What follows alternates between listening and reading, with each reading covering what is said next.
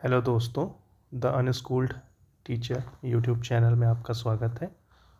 आज हम financial system के बारे में कुछ डिस्कस करेंगे। तो आज का जो हमारे टॉपिक ऑफ डिस्कशन है वो होगा मीनिंग ऑफ फाइनेंशियल सिस्टम, जिसमें हम जानेंगे कि फाइनेंशियल सिस्टम का मतलब क्या होता है। फिर हम पढ़ेंगे कंपोनेंट्स ऑफ फाइनेंशियल सिस्टम, कि हमारा जो फाइनेंशियल सिस्टम है उसके क्या पार्ट्स हैं, उनके बारे में हम पढ़ेंगे।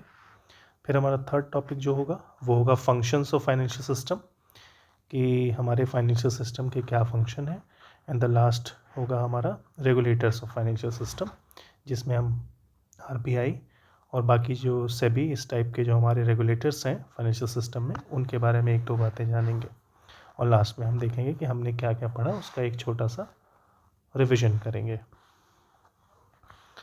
तो हमारा पहला टॉपिक है मीनिंग ऑफ फाइनेंशियल सिस्टम। तो a financial system is a network of institutions, markets, instruments, and services that facilitates the mobilization of savings and their allocation to productive investments in the economy। तो हम ये कह सकते हैं कि जो एक फाइनेंशियल सिस्टम होता है वो एक नेटवर्क होता है। नेटवर्क का मतलब कई सारे जो पार्ट्स हैं इस सिस्टम के, उनसे मिल कर के बना हुआ एक सिस्टम है जो सेविंग को कैसे इन्वेस्ट करना है प्रोडक्टिव जगह पर, इस पूरी प्रोसेस को फैसिलिटेट करता है। जिसमें कई सारे फाइनेंशियल इंस्टीट्यूशंस शामिल होते हैं। फाइनेंशियल मार्केट, जिसके अंदर मनी मार्केट, कैपिटल मार्केट, ये सारी चीज़ें आती हैं। फाइनेंशियल इंस्ट्रूमेंट्स जैसे कि shares, debentures, bonds, and services जैसे कि बैंकिंग सर्विसेज, इंश्योरेंस सर्विसेज, ये सारी चीज़ें एक फाइनेंशियल सिस्टम को बनाती हैं। और इनका काम क्या होता है इस पूरे फाइनेंशियल सिस्टम का?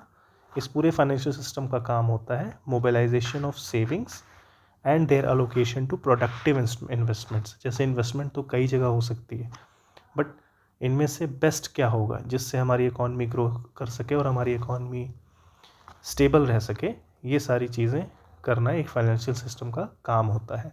और एक स्ट्रॉन्ग फाइनेंशियल सिस्टम एक स्ट्रॉन्ग इकॉनमी की बैकबोन होता है। तो in simple terms we can say financial system is like a match making service between those who have extra money, जिनको हम सेवर्स कह सकते हैं, and to those who need money, जिन्हें हम बोरोवर्स कह सकते हैं।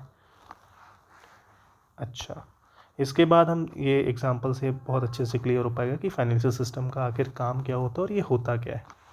जैसे एक हाउस होल्ड है, वो अपने खर्चे करने के बाद उसके पास कुछ सेविंग्स बचती है, जिसे हम सेवर्स कह सकते हैं। फिर अब उस पैसे को वो बैंक में जमा करता है। हम सभी के पास जनरली सेविंग अकाउंट होते हैं, तो वो पैसे हम बैंक में जमा करते हैं। बैंक उन पैसों को लेंड करता है अलग अलग जगहों पर, ठीक। जैसे कि कोई कंपनी में इन्वेस्ट कर देगा, शेयर खरीद सकता है, किसी को होम लोन चाहिए, वो सारी चीज़ें बैंक से वो लोन के फॉर्म में लेते हैं। तो बैंक क्या होता है? बैंक उसी फाइनेंशियल सिस्टम का पार्ट है। वो एक तरीके का फाइनेंशियल इंस्टीट्यूशन है। और वो किसे लेंड करता है मनी? बोरोवर्स को। वो बोरोवर्स कोई भी हो सकते हैं, बिजनेसेस हो सकते हैं, गवर्नमेंट हो सकती है, फार्मर्स होते हैं, इंडिविजुअल्स होते हैं, कोई भी हो सकता है। अब हम देखते हैं कि कंपोनेंट्स ऑफ फाइनेंशियल सिस्टम। तो सबसे पहला हम देखेंगे, इसमें नाम आएगा फाइनेंशियल इंस्टीट्यूशंस का। तो फाइनेंशियल इंस्टीट्यूशंस क्या होते हैं? ये इंस्टीट्यूशंस वो इंस्टीट्यूशन होते हैं जो फंड, जो एक्स्ट्रा फंड हमने बात की थी, उसको मोबिलाइज करते हैं। जैसे हमने अभी ऊपर भी पहले भी एग्जाम्पल लिया था कि बैंक्स क्या होते हैं, जो सेवर्स की सेविंग होती है उसे बोरोवर्स तक पहुंचाने का काम करते हैं, ठीक। तो फाइनेंशियल इंस्टीट्यूशंस में बैंक्स आते हैं, इंश्योरेंस कंपनीज आती हैं, एंड म्यूचुअल फंड्स और भी सारी चीज़ें आती हैं। फिर second component of financial system होता है फाइनेंशियल मार्केट्स। फाइनेंशियल मार्केट्स क्या होती हैं? एक ऐसी मार्केट होती हैं जहाँ पे फाइनेंशियल इंस्ट्रूमेंट्स जैसे कि शेयर्स, डिबेंचर्स, ये सारे खरीदे और बेचे जाते हैं। That means a place, a market where financial instruments are bought and sold. जैसे कि मनी मार्केट। मनी मार्केट हम जानते हैं कि शॉर्ट टर्म फंड नीड के लिए होती है, एंड दूसरी जो होती है फाइनेंशियल मार्केट, वो होती है कैपिटल मार्केट, जो कि लॉन्ग टर्म कैपिटल नीड्स के लिए होती है। इसके बारे में हम नेक्स्ट वीडियो या आगे आने वाले वीडियोस में डिस्कस करेंगे। फिर हम देखते हैं फाइनेंशियल इंस्ट्रूमेंट्स। फाइनेंशियल इंस्ट्रूमेंट्स क्या होते हैं? दीज आर रिटन डॉक्यूमेंट्स जो ये साबित करेंगे कि हाँ फाइनेंशियल ट्रांजैक्शन हुआ फाइनेंशियल मार्केट में। Written contracts for financial transactions, जैसे कि शेयर्स, डिबेंचर्स, बॉन्ड्स, ये सारी चीज़ें होती हैं इसमें। फिर फोर्थ होता है फाइनेंशियल सर्विसेज। तो ये तो सेल्फ एक्सप्लेनेटरी लगता है कि ऐसी सर्विसेज जो लोगों को उनके मनी मैनेजमेंट या रिस्क मैनेजमेंट में या फाइनेंशियल मैनेजमेंट में हेल्प करती हैं, जैसे कि banking services, insurance services and merchant banking, ये सारी। जैसे एसेट मैनेजमेंट कंपनीज होती हैं म्यूचुअल फंड्स में, वो हमारे फंड्स को एलोकेट करती हैं डिफरेंट एरियाज़ में, तो वो भी एक तरीके की हमें क्या प्रोवाइड करती हैं? फाइनेंशियल सर्विसेज प्रोवाइड करती हैं। हम किसी फाइनेंशियल प्लानर के पास जाते हैं कि हम अपनी फाइनेंशियल प्लानिंग कैसे करें, तो वो हमें जो एडवाइस देता है वो फाइनेंशियल एडवाइस होती हैं। तो इस टाइप की जो सर्विसेज होती हैं उन्हें हम फाइनेंशियल सर्विसेज बोलते हैं। एंड लास्टली जो होते हैं फाइनेंशियल रेगुलेटर्स होते हैं। अब क्योंकि हर जगह मनी इन्वॉल्व है, हर जगह रिस्क इन्वॉल्व है, हर जगह प्रॉफिट एंड लॉस इन्वॉल्व है, तो इसे रेगुलेट करने वाले भी होने चाहिए। तो ये काम किसका होता है? फाइनेंशियल मार्केट के रेगुलेटर्स का होता है। तो financial regulators are the authorities that control and supervise the system and ensure safety, fairness and stability in the financial system, जिसके कुछ एग्जांपल्स RBI, SEBI एंड IRDAI होते हैं। ठीक, कंपोनेंट्स ऑफ फाइनेंशियल सिस्टम्स हम लोग ने देख ही लिया था, ये उसका एक चार्ट है जो आपको आसानी से समझने में हेल्प करेगा। जैसे कि financial institution, they act as intermediaries between savers and investors, जिसमें बैंकिंग इंस्टीट्यूशंस आ जाते हैं और NBFCs भी आते हैं, जो नॉन बैंकिंग फाइनेंशियल इंस्टीट्यूशंस होते हैं वो आते हैं। Financial markets platforms where financial assets are created and traded, that means bought and sold हमने डिस्कस किया हुआ था। उसमें money market for short term funds and capital market for long term funds. फिर फाइनेंशियल इंस्ट्रूमेंट्स हमने देखा था कि लीगल क्लेम्स या legal documents representing financial value, जैसे शेयर्स हो गए, बॉन्ड्स एंड डिवेंचर्स हो गए, ट्रेजरी बिल्स हो गए, डेरिवेटिव्स हो गए। तो बेसिकली इनमें पूरी डिटेल्स होती हैं। These are the proof of financial transaction and financial services, जो कि सपोर्ट करती हैं स्मूथ फंक्शनिंग ऑफ मार्केट्स, जिसमें हम लोग ने देखा था कि मैनेजमेंट बेसिकली जो फाइनेंशियल एडवाइजेस प्रोवाइड करती हैं या और भी सारी सर्विसेज फाइनेंशियल सर्विसेज प्रोवाइड करती हैं कंपनीज, वो इस कैटेगरी में आती हैं। फंक्शंस ऑफ फाइनेंशियल सिस्टम्स, सबसे पहला होता है mobilisation of savings. Mobilization of savings ये किसके थ्रू होता है? ये फाइनेंशियल इंस्टीट्यूशन से ये काम करते हैं। सपोज एक हाउस होल्ड है, उसके पास 5000 रुपीज़ एक्स्ट्रा है।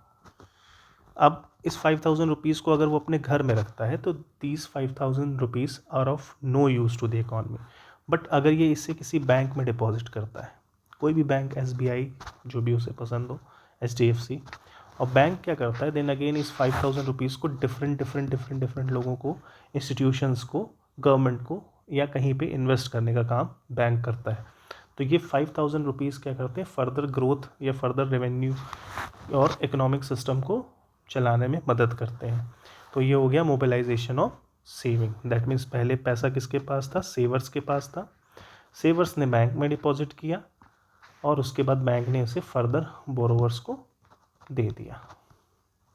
तो ये चीज़ें होती हैं। तीसरा होता है एलोकेशन ऑफ कैपिटल। अब जो फाइनेंशियल सिस्टम में क्या होता है कि फंड जो होते हैं वो अलग अलग जगह पर क्या होते हैं? एलोकेट होते हैं।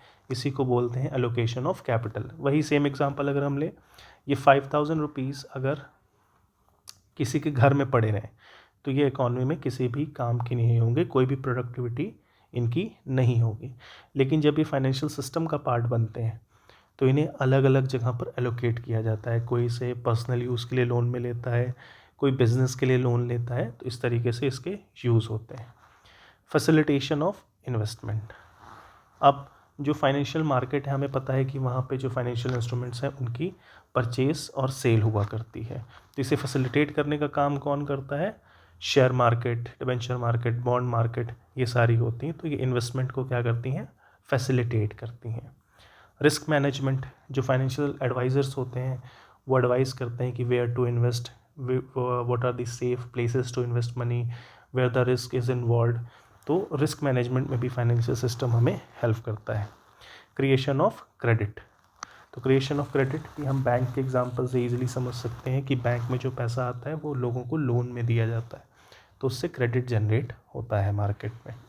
And promotion of economic growth, जैसा कि हमने पहले भी डिस्कस किया था कि financial system is the backbone of the economy. तो if the financial system of a country is strong, then हम कह सकते हैं कि उस कंट्री की इकोनॉमी अच्छा परफॉर्म करेगी, लॉन्ग टर्म तक स्टेबल रहेगी और ग्रोथ शो करेगी। तो इकोनॉमिक ग्रोथ को भी स्टेबल रखना और आगे बढ़ाने का काम फाइनेंशियल सिस्टम का होता है। And lastly regulators of financial market, या हम कह सकते हैं कि ये कुछ नाम है, जैसे RBI, reserve bank of India, हमें पता है this is the central bank of India, जिसे हम बैंकर्स बैंक भी कहते हैं and banker to the government भी बोलते हैं। क्या करता है रिजर्व बैंक? रिजर्व बैंक सबको पता है, सबसे आसान चीज़ जो इसके बारे में हमें पता होती है कि reserve bank issues currency. Reserve bank monetary policy को भी मैनेज करता है और पूरे बैंकिंग सिस्टम को भारत में कंट्रोल करता है हमारी कंट्री में। Then comes SEBI, securities and exchange board of India, इसका फंक्शन होता है फाइनेंशियल मार्केट को रेगुलेट करना और जो इन्वेस्टर्स हैं उनके इंटरेस्ट को प्रोटेक्ट करना। IRDAI, insurance regulatory and development authority of India, इसका काम पूरे इंश्योरेंस सेक्टर को रेगुलेट करना होता है और जो कस्टमर्स हैं इंश्योरेंस जो खरीदते हैं उन लोगों के इंटरेस्ट को प्रोटेक्ट करना, ध्यान रखना उनका। एंड PFRDA, अगेन हमें पता है कि इंडिया में पेंशन फंड एक बहुत बड़ा फाइनेंशियल पूल होता है, बहुत ज़्यादा अमाउंट ऑफ मनी होल्ड करता है, तो उसके लिए जो पेंशनर्स होते हैं उनके फंड का सही एलोकेशन हो और उन्हें कोई नुकसान ना हो, इन चीज़ों को रेगुलेट करने का काम होता है pension fund regulatory and development authority, यानी कि PFRDA का। तो इसी के साथ ही हमारा छोटा सा discussion about the financial system complete होता है। Thank you.